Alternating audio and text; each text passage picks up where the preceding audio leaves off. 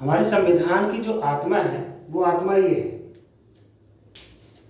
Preamble, या इसको हम हिंदी में प्रस्तावना भी कहते हैं, प्रस्तावना। तो ये प्रस्तावना क्या है? हमारे संविधान की आत्मा। और इसकी आत्मा क्या है? देखिए, अगर इसको प्रीएम्बल को हम पढ़ना चाहें तो इसको इस तरह से पढ़ सकते हैं, we the people of India having solemnly resolved to constitute India into, ध्यान दीजिएगा, sovereign socialist secular democratic republic and to ensure to all its citizens justice, social, economic and political liberty, कैसे liberty of thought, expression, belief, faith and worship, equality, कैसे equality of status and of opportunity, and to promote among them all fraternity, assuring the dignity of the individual and unity and integrity of the nation. In our Constituent Assembly this 26th day of November 1949, do hereby adopt, enact and give to ourselves this Constitution.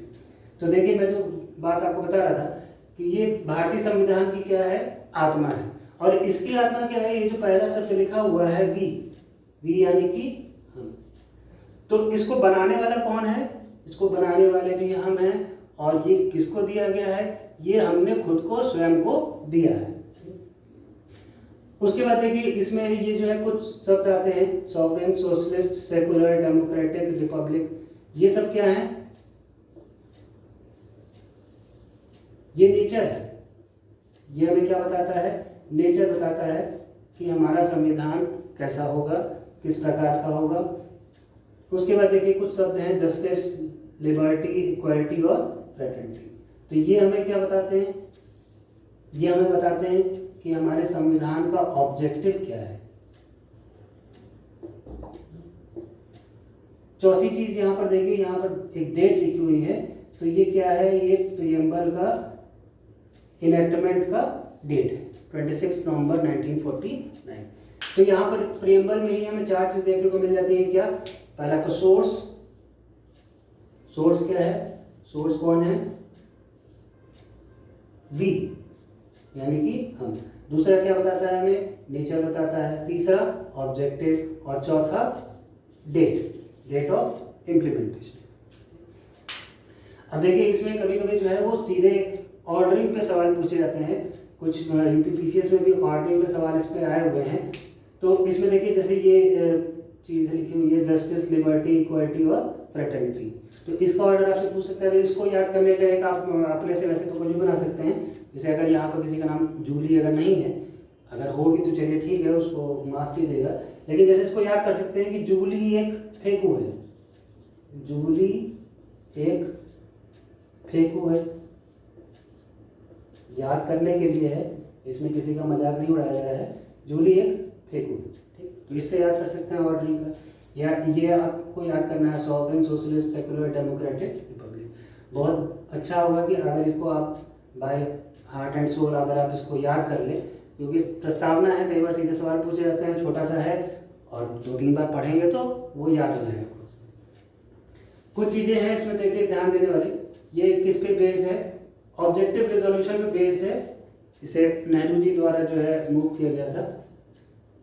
दूसरा, इसमें एक बार अभी तक संशोधन किया गया है, जिसमें 3 शब्द इसमें जोड़े गए हैं, सोशलिस्ट, सेकुलर और एक यहाँ पर होगा इंटीग्रिटी। 42वें संशोधन द्वारा। ये भी बहुत बार पूछा जाता है, कौन से संशोधन द्वारा जो है शब्द जोड़े गए हैं, सोशलिस्ट, सेकुलर और रिपब्लिक।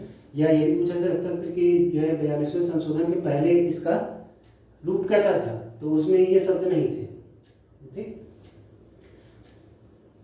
अमेरिकी कांग्रेस पहला ऐसा है जो प्रीएम्बल के साथ जिसकी शुरुआत होती है।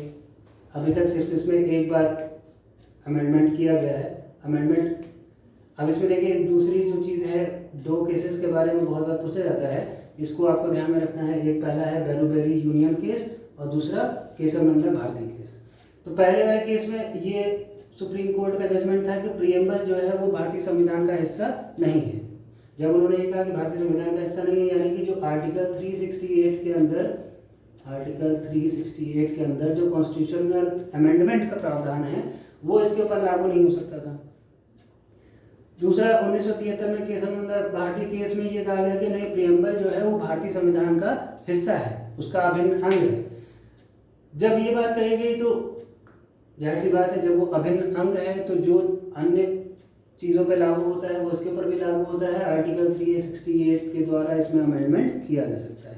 लेकिन सुप्रीम कोर्ट ने ये भी कहा कि अमेंडमेंट के समय ये ध्यान रखना है कि इसका जो बेसिक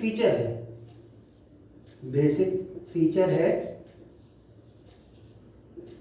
उसको क्षति नहीं पहुंचनी चाहिए। ठीक, बेसिक फीचर में कोई दिक्कत नहीं होनी चाहिए।